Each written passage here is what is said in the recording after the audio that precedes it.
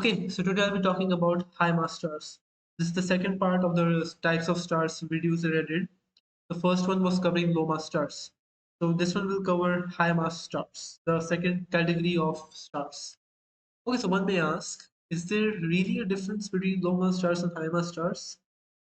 And the simple answer to this is yes, there is a lot of difference between low mass stars and high mass stars. High mass stars can be said to be basically the amplified versions of what low mass stars are. For example, if you look at the sun, which is a low mass star, as I discussed in the last video, if I take sun and if I compare it to this star, let's say that's the simulation right now in Space Engine, sun would basically be like a grain of sand compared to this big star. It's just one property, size, but there's so many different properties that just make high mass stars stand out. So yeah, in this video, I'll be talking about different high mass stars and some relevant examples, and we'll be looking at them in detail and why they're important. IMA stars are of five types. First, they start as blue giants, then they become blue supergiants, then they become red supergiants, and then they die either as neutron stars or black holes based on certain conditions that I'll talk about. Okay, so the first star in this list is the blue giant star, and this star is actually quite famous among astronomers and is in arguably the most famous constellation of all time, which I think most of you must be knowing about, Orion. So right now, I'm right above Earth, right above Australia. And if I look at Orion, if we look at Orion, if we go here, this star is called Rigel. So I'll just disable constellations. And okay, Rigel star system is actually a binary star system. Here is Rigel A and Rigel B. Rigel, every star's first letter, which is A, shows the most important and the most major star. This is Rigel A.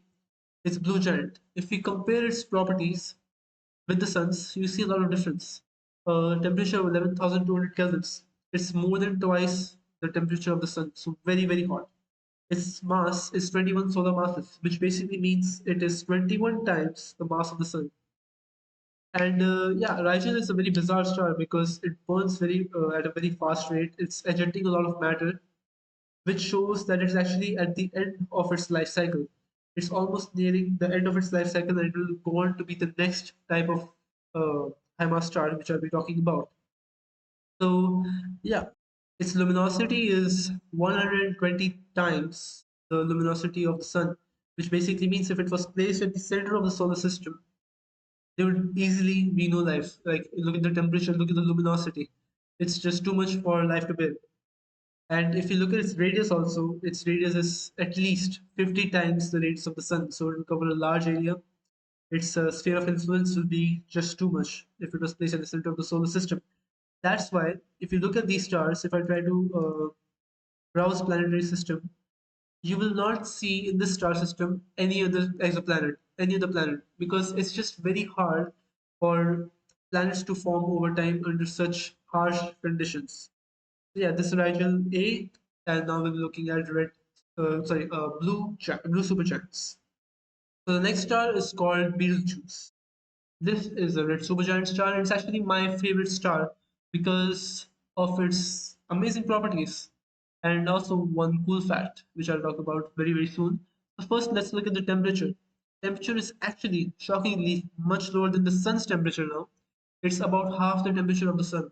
It's 3,450 kelvins, whereas sun's temperature is 5,778 degrees Kelvin.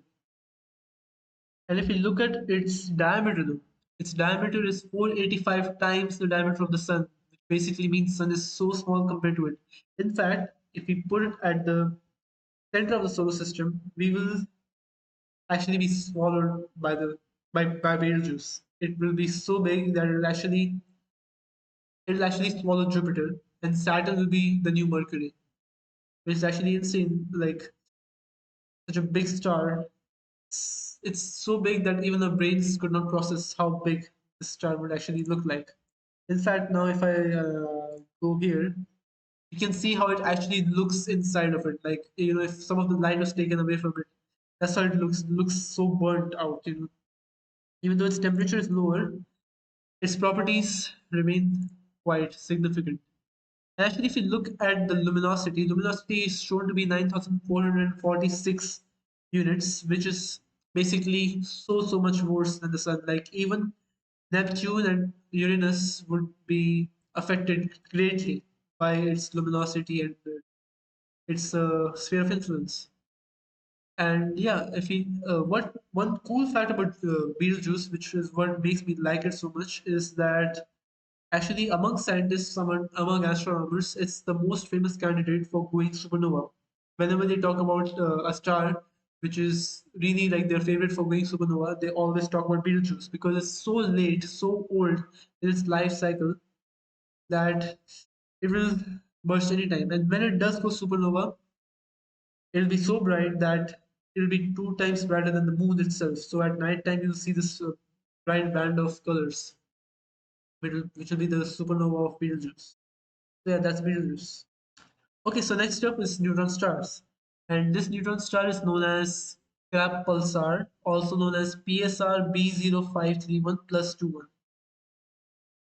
So this is where things get even more interesting because, well, first of all, let's see what this is. What is being ejected on this neutron star is gamma rays and X-rays, which is basically the highest energy, shortest wavelength, and highest frequency radiation in all of the universe.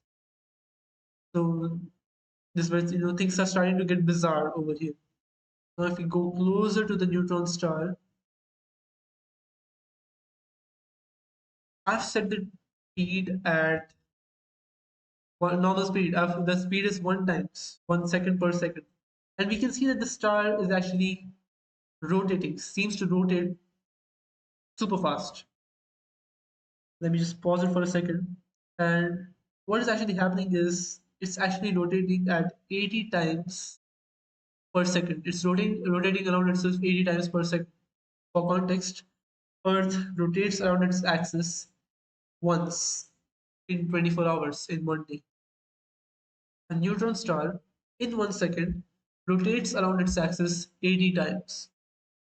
So, yeah, that is actually very fascinating. And how these stars actually form is through the supernova of a red supergiant star like Betelgeuse. When the mass of the star that goes supernova is around 10 times the mass of the sun, then neutron stars are formed. When it's more than 50 times the mass of the sun, when those stars go supernova, it becomes a black hole. So yeah, neutron stars are actually the closest things to black holes because they actually tend to bend light, but they don't trap it like black holes. So yeah, neutron stars are actually very interesting. But also another crazy fact about neutron stars is that, well, they're actually the cores of the stars that build supernova. So they're actually extremely small and are actually quite comparable to the size of the Earth. If you take a neutron star and if you take an Earth next to it, they both are actually quite similar in size. And one is a planet and one is a literal star.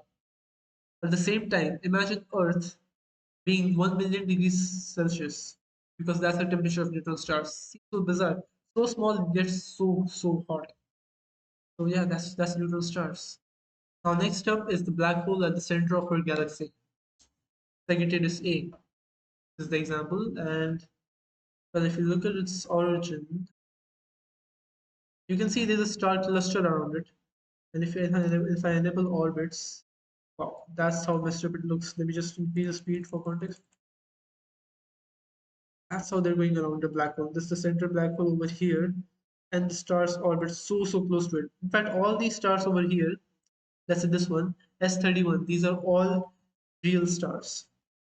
So like we have actually pictured this black hole, and we have actually found so many stars orbiting near it. It's actually very intense. Now look at this. That's how they're going currently.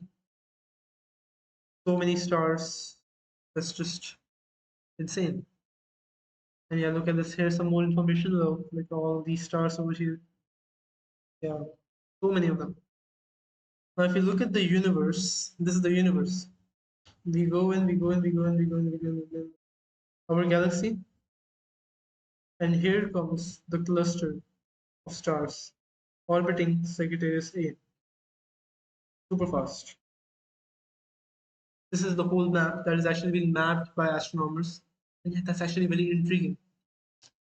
No light can escape the black hole, so it's not seen, but all these stars, S1, S2, so and so on, orbiting the black hole. So yeah,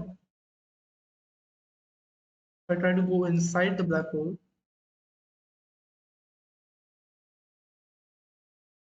that's the singularity, point of no return. That's where the light is trapped. I mean, I can go inside it, but maybe that's something for another video. But yeah, so yeah, that's what all these stars are about. And that's it. It's about that's the types of stars, high mass stars, and yeah,